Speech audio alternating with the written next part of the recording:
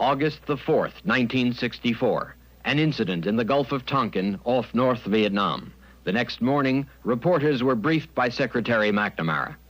By 9:52, the Maddox and the Turner Joy had continued south to approximately this point, and they reported they were under continuous torpedo attack and were engaged in defensive counterfire.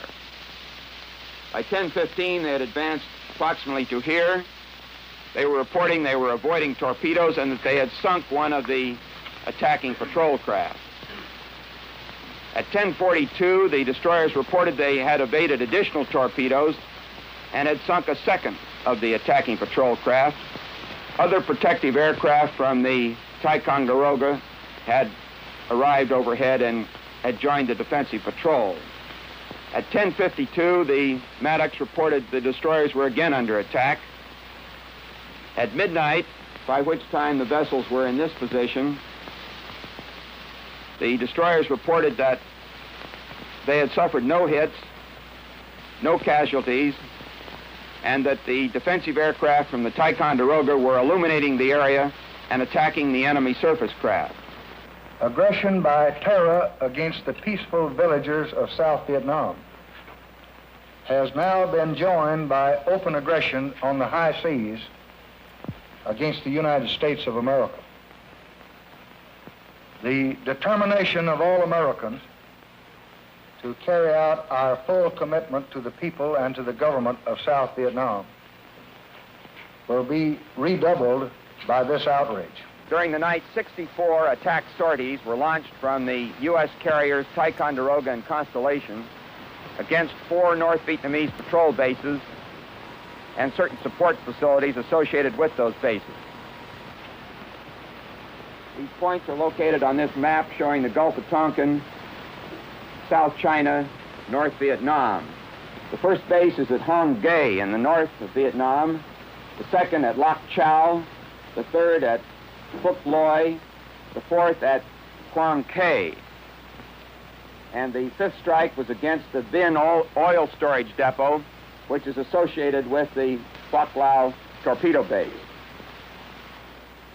President Johnson asked for a congressional resolution to back the retaliation and to show American determination to stand firm in South Vietnam. The election campaign made the Congress especially eager to demonstrate national unity. Only Wayne Morse and Ernest Greening opposed the resolution in the Senate, and in the House, nobody voted against it. The resolution declared, quote, that the United States is prepared, as the President determines, to take all necessary steps, including the use of armed force, unquote, to come to the aid of our Southeast Asian treaty allies.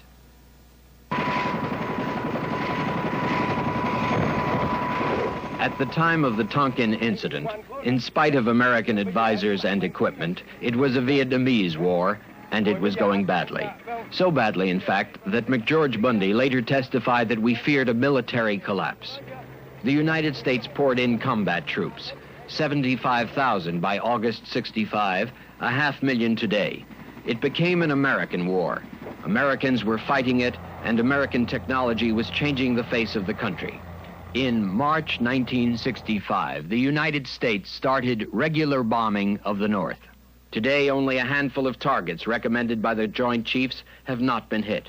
Secretary McNamara says that hitting them could bring the Soviet Union or Communist China into the war. As the war grew, so did public opposition to it, and congressmen began to reconsider their role. In the House, Representatives Findley and Morse asked for a new study of the Tonkin Resolution. In the Senate, J. William Fulbright of Arkansas, once the chief advocate of the Tonkin Resolution, turned against the war and the resolution. The administration, in the person of Undersecretary of State Nicholas Katzenbach, forcefully defended the resolution before the Senate Foreign Relations Committee last August 21st. Chairman Fulbright asked the questions. You haven't requested, and you don't intend to request a declaration of war, as I understand it. As I explained, that's correct, Mr. Chairman. But didn't that resolution authorize the President to use the armed forces of the United States in whatever way was necessary? Didn't it? Well, What could a declaration of war have done?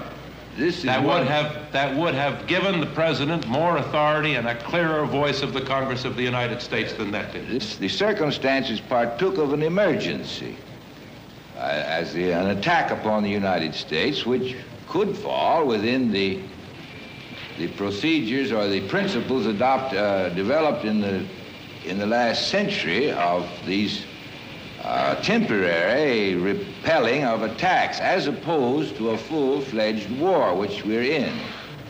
It seems to me that if your complaint is the drafting of a resolution by Congress, that ill becomes to, that was a resolution which was worked out with that resolution was drafted by the executive and sent up here. We didn't draft it, but we did, under the impulse of the emergency, accept it. Mr. Chairman, it wasn't accepted without consideration.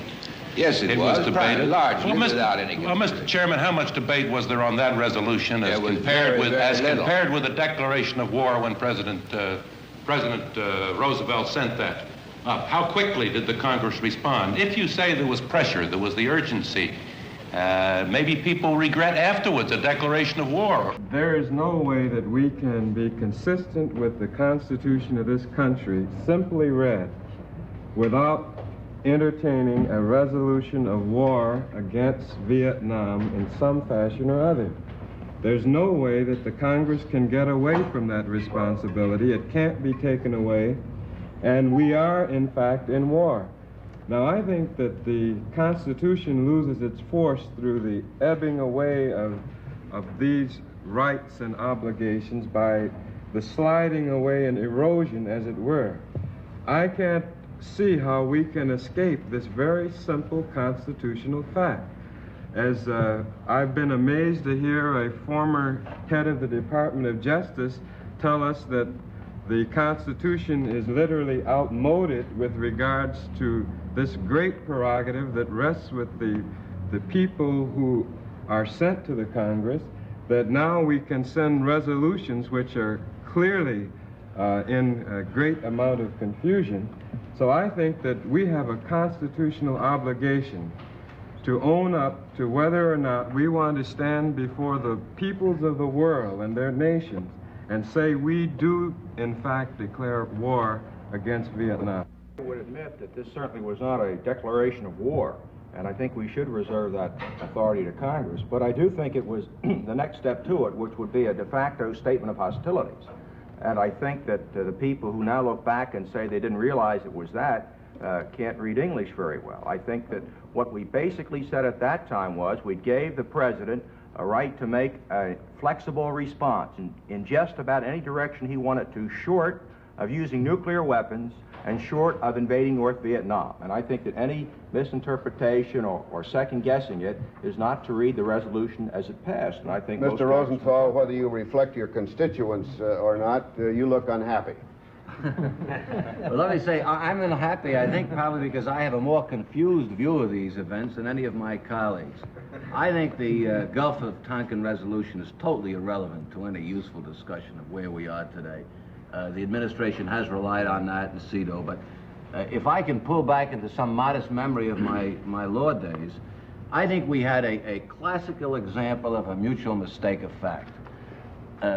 Giving the president of the administration credit for credibility and all that goes with it, I don't think that they ever foresaw events, nor did they intend at the time that contract was entered into with the Congress to take us as far as we have gone. Nor when I voted for that, and I made me unhappy sitting and watch this film here today, I don't know that I would have voted any differently, but when I voted for it at the time, it was beyond the scope of any comprehension that I had that events would lead to where we are today. This was a limited situation involving a limited response, and I had every reason to believe, and did believe at the time, that we wouldn't go where we are today. Now, subsequent events have shown that contract must be nullified, that neither side understood what happened at that time. And so I'm confused today because I don't know how to get out of the dilemma we find ourselves in, at least confused, Congressman Bray? I'm not confused. I might say I'm unhappy. I knew when I voted the Tonkin resolution exactly what I was voting for. It is in very plain, clear English. It was debated thoroughly. I perhaps might have preferred other action, but I voted for it, clearly knowing what the consequences might be. If people think you can go into a war, a battle, or whatever you want to call it, it's all the same. Foreknowing, you know exactly what is going to happen, simply have never taken any time to read history. Mr. Bradamus, what do you say to your colleagues' observations? I have a certain sympathy with what Ben Rosenthal has just said. I supported that resolution. I do think that when we voted for it, that in assessing its impact now, we must consider the circumstances that prevailed when we voted for it. And when we're in a campaign year, when a ship of the United States is fired upon, and a resolution is put before you, which is in the nature of standing up and saying you believe in mother, flag, and God, every sane and rational politician is going to vote aye on that kind of sound government resolution. I think it is not sound government in this sense, that we see now in retrospect that we would have been better advised to have written the language of that resolution in a much more limited way. That seems to me, I mean, I'll go home and defend my vote for it, and I'll say I should have read the language much more carefully. But I think, given the circumstances, nobody can really vote against a resolution of that kind. It's like being a traitor to your country if you vote no on something. Ed, like we that. should have had a sort of a reverter clause in there that this thing is good for 1 year, or at the end of 1 or the end of 2 years or 18 months, it expires, and some affirmative action by Congress would have had to be taken to continue. This is where we made our mistake. But I think that would be utterly foolish, because to say that we're going to fight for 1 year and then we're going to quit. In fact, we've gone too far on that line. I said that Congress should reconsider its action. Congress has a right to reconsider the action. You or anyone here could introduce a exactly contrary resolution to the Tonkin resolution. But Congressman Bray, Congress has not reconsidered the action, and I wonder why, in view of the fact that in August 1964 we had less than a division of troops, and they were advisory troops at that in Vietnam, and to now we have today we have over a 500,000. Well, frankly, in answer to that, I think it's the fault of the Secretary of Defense, that he had no desire to win, that is, to come to a meaningful victory. And I cannot understand why he hasn't. What's your definition of a meaningful victory in Vietnam? Meaningful victory in Vietnam is to have, to put on enough force, not to destroy them, enough force that the people that invaded South Vietnam, that is Viet Cong, that they follow the Geneva Resolution of 1954. I believe it was June 1954. That is my idea of a victory. Congressman Fraser, how unhappy, how frustrated is Minnesota on this issue? I think, like every other part of the country, there's more and more frustration. But if I may come back to this other point, it's been over 2.5 years since we got deeply into this war with a commitment of armed forces. Had the question about the Gulf of Tonkin resolution been raised at that time, I think it might have had more significance than it does being raised 2.5 years later. The fact that it's being raised today, in my judgment, is a reflection of the fact that our venture is not going very well there, that we can't see the end of the tunnel. Had we put troops in 1965, and by the end of that year or by the end of 1966 had a win or a settlement or something that was a satisfactory conclusion, everybody would have said, well, this was a great venture for the United States. We preserved freedom. We preserved the integrity of the South Vietnamese people. Now we're into 1967, and although the administration says things are going well, I don't believe it. I don't think they're going well at all. I think they're deteriorating. I don't see any end in sight, and I think the whole venture is a mistake. I think others have at least deep misgivings about our involvement. And now we begin to say, well, was the Gulf of Tonkin resolution really what it was purported to be? And I agree with Ben Rosenthal. I think it was passed under circumstances that did not enlighten us as to what might have followed. But I think the basic question that we have to face is the wisdom of what we're trying to do and whether or not we can actually make it happen. The fact is that all of us believed in what we were doing. Now, if we have reluctance now to support that belief, I think that's an individual matter of conscience. Very good. If we all believe in what we're doing, let's do it right according to the United States Constitution and float a declaration of war down. And let's all do it correct. I don't think there's a military win here, and differing with my colleague. Who's going to stay to keep the corrupt government that has been existing at our will for all of these years after we win militarily? We've got Key and all his supporters who fought with the French, who are considered traitors by their people, and we're supposed to be in a difficulty of wondering why they need so much American help to support them. I say, gentlemen, it's elementary. That government can never stand because it's not representative.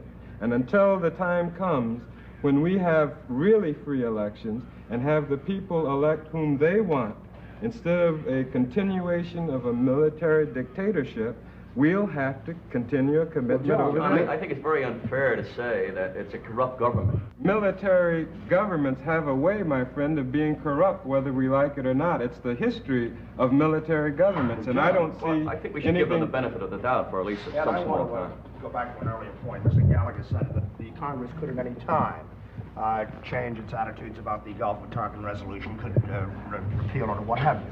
Now, that just isn't the fact. As a matter of the rules, yes, it could be done. But as a matter of practical political activity, it can't be done. There are 57 members of the Congress of the United States who have filed resolutions calling for a congressional re-examination in the House of Representatives. Can we get hearings on this? No, we can't get hearings. Because why? Because there is resistance from certain forces within the leadership on the majority side and the administration itself, which is preventing. Yeah, but Brad, let me point out that repeatedly we voted supplemental authorizations and appropriations to carry on the war in Vietnam. We've had opportunity after opportunity to attach riders, conditions, limitations, to turn these down, and we haven't done it. I remember one resolution or an amendment that we shouldn't use any of the money in a supplemental for bombing north of the 17th parallel.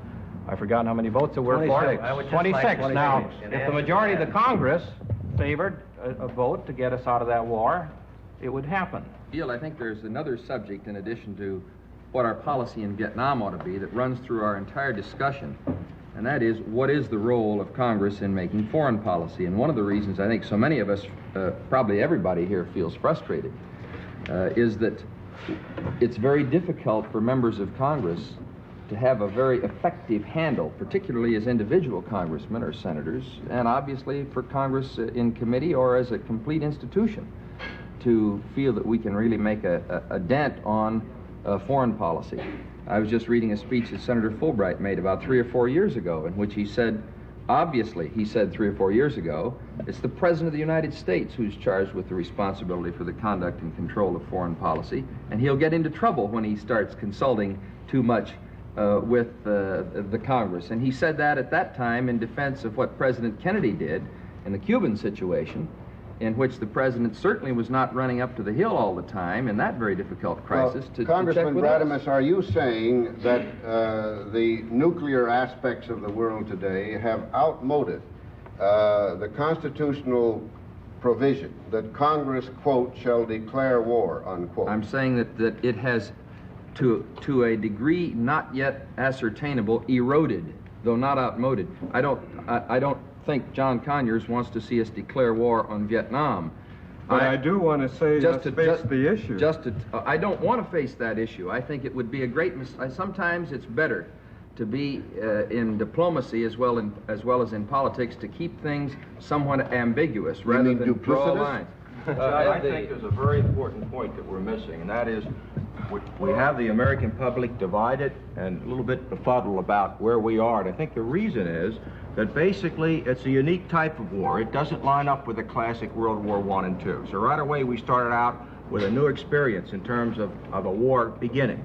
Second, we got into the war in a new way. We got into it not with a declaration of war, not with, like we did in Korea, something halfway in between. We uniquely got into this war.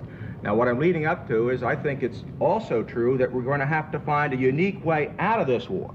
And I don't think it's an either-or proposition. The war started uniquely, we got into it uniquely, and we're going to have to get out of it uniquely, and that's where I think Brad Morris and our proposal of a mutual series of small steps where nobody loses face, where two sides gradually disengage, is a unique answer to unique war. Ed, Your answer is not unique at all, Congressman Bray. It's to win the war. That is correct. And incidentally, is there anyone of we critics here who's introduced a declaration of war? If you have, raise your hand. Have any of you introduced for the repeal of the Tonkin Resolution? Some of us are realistic politicians, too. All right, listen.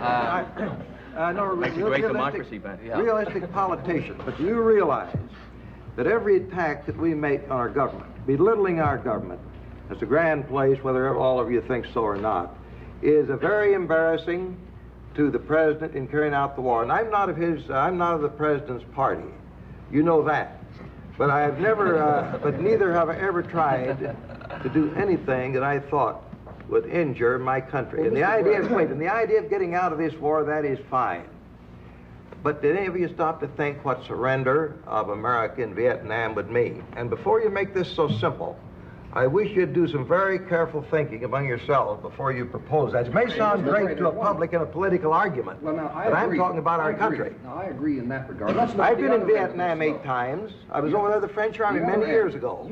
Obviously, from what's said here in this circle, the country is torn and tormented about this war. And the question is, are we going to wait till the next presidential election to have a change in policy, or is the Congress, at long last, going to face up to its own duty and deal with this question? All right, you answer. You raise the question, you answer it.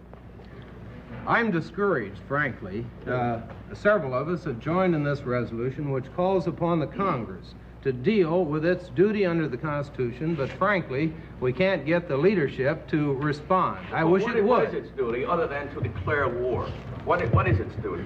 Well, you see, we have the duty to determine war policy. We do not have the duty to determine war policy. We do indeed. The Constitution clearly gives that to the executive. The Constitution, Article 1, gives the Congress the sole responsibility to declare war. It also gives the Congress the responsibility, the sole responsibility, to raise, to finance, and to provide for the regulation of military forces. And if this doesn't put the responsibility in the hands of Congress, I don't know what. These very things come up time after time after time in terms of money bills, and we vote on them. But we've dealt only with the periphery. We have never gone right to the heart of the question, and we did not in the Gulf of Tonkin resolution either. And the reason we don't go to the heart of the resolution, it seems to me, is this. This is my major concern about your resolution. No one's eager to go into such a tough question. No, it isn't that. The point is that circumstances of life in the middle of the 20th century are really what is behind the frustration that we in Congress feel on a question of declaring war or peace. It's not so much a question of will or whether we're following the Constitution. Any president can get this country into a shooting war without talking to a single member of Congress because of the nature of the world. That's the problem. We're complaining about the nature of the world. That's what we'll be all done by the time we get around to it. I would just like to say one thing here. I think that the frustration that is experienced by those of us in Congress regarding our situation in Southeast Asia is the experience that's occurring in many homes and with many people in America. And I think it comes about because of the lack of leadership that we have in the executive branch at this time in this very crucial area. I don't believe that we've truly spelled out to the American people what our objectives are in Southeast Asia. We change from day to day. We are not being truthful with the American people about how much this war is costing. The president just this past week referred to the cost of the war again at $23 billion. Those of us on the Defense Appropriations Committee know that a supplemental has to come before the Congress in January for at least $5 billion because we're spending at that rate in Vietnam and we won't be able to finance the fourth quarter. Mel, does that really make much difference, 23, 25, 28? I think it makes some difference because it makes a difference in the sense of either priorities we're that right. are established in people's minds. Well, Mel, let me say... You can't have fight a war like this, the third largest war in the history of this country, and continue to do business as usual here at home. Right. Now, you have to get people to have some dedication, some sense of urgency about what this country is up against. If we're right. I said one thing in that dissertation that I agree with. And I'd like to seize I was just upon getting started. I'd like to seize upon it because this opportunity may not come again. Because the problems at home are really, to me, of the highest moment of concern.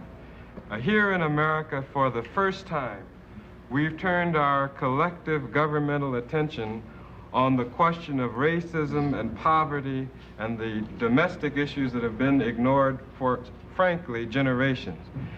The war in Vietnam has done more to impede the progress that we were making on the home front more than any one other factor in our daily life. I, of course, deplore this. We have a society living virtually isolated, a black America and a white America. We've just begun to take really large, meaningful steps in this direction. I think it's to the national interest that we resolve the problem of the color question of the poor in America before we decide to pacify some parts of Vietnam. Let's pacify Detroit and Newark and Watts, which needs it apparently as much as any place as any other part of the world. May I say something at this point? I think I'm going to be almost a lone dissenter on this one. Everyone seems to think, some of my colleagues seem to think it would be healthy for the country to have this debate, and if Congress went through this, we'd unify them or we wouldn't unify them, and this would resolve all our issues. All it would do would be psychotherapy for 435 members of the House, and 100 members of the Senate. You think it would leave the country. It would leave the country in the exact same uncomfortable, unhappy, discommoded position they're in today, and would never resolve the issue of what's wrong. Are you implying, Congressman, that some members of the House need psychotherapy? He's speaking for a very small minority. It happens I want to agree to you absolutely. I've been wanting to say this. I don't think that we could do anything more harmful to our country. To get up there and let everyone mouth off about how he ought to run the war and demean the president and be carried in every paper in the world. If you want to do something, you believe we ought to have a declaration of war, have the courage to introduce it. Let me just go or if back. you want to talk to John, would you yield for just a moment? Let me just go back. John, why don't you introduce it then? I do not support why don't you introduce one to get out of war. Vietnam then? I do not support why don't you do that if you want to debate? Declaration of war, and I would fight against such a declaration. But well, I think... why don't you have the courage to introduce one to get out of Vietnam then? Let's see you do that. I can't, sir. Oh, yes, you can. I can draw it up for you if you don't know how. I cannot introduce or support a resolution when I am opposed to the substance of that resolution. Now, I think it's on the part of people like yourself who are so insistent upon winning the war and bringing victory to American troops that you introduce, in fact, what we are already in. And I would be delighted to take part in that debate, but I think it would be highly inconsistent to ask someone not in support of the war to introduce a resolution. I'm not asking you that. You say we ought to surrender or get out, and that they... No, I did not say that. All right, then why don't you introduce a resolution to that effect? I'm sure I'll debate against it, and if I thought it was proper to introduce a resolution, declaration of war at this time, I certainly would have the courage to do it. And I wouldn't stand around a little mild debate about it. Well, perhaps your hearing has been affected, but I have never suggested that we surrender. I haven't bursted eardrum from the war, but my hearing is still good. Well, then you would know, then, that my suggestion has not been to surrender. Your suggestion has been to win. You suggest to quit. You suggest to quit, and quit the day of surrender, and deep in your heart you know it. Well, deep in my heart, I happen to know that I'm right. And I feel, if you permit me to raise a white flag for America, very deep. You're paraphrasing a fellow who agrees with your vote. Hey, John, in your heart, you know John, could I interrupt you? You talked about the future domestic needs and present domestic needs of the United States. We have some future foreign policy problems ahead, too. Now, if we continue, as we are in Vietnam, in what I think is a bungled situation, we're going to have a rising fever in this country that tomorrow let's not get involved in anything beyond our borders. One of the great problems we have too many men that would be general. You can only be one commander-in-chief of the Army. And imagine we got 500,000 men there for Congress to take and say, well, we got too many men, so we won't send food, but for 400,000, let 100,000 of them starve. We won't send planes, we won't send ammunition. In fact, we must recognize one man as commander-in-chief of the Army. And Sun Tzu, a great Chinese writer 25 centuries ago, said the general will win if he is properly prepared and is not interfered with by the sovereign. And sovereign could this way could be Congress. Thank you for participating in this vital exercise of democratic discourse. The meeting is adjourned.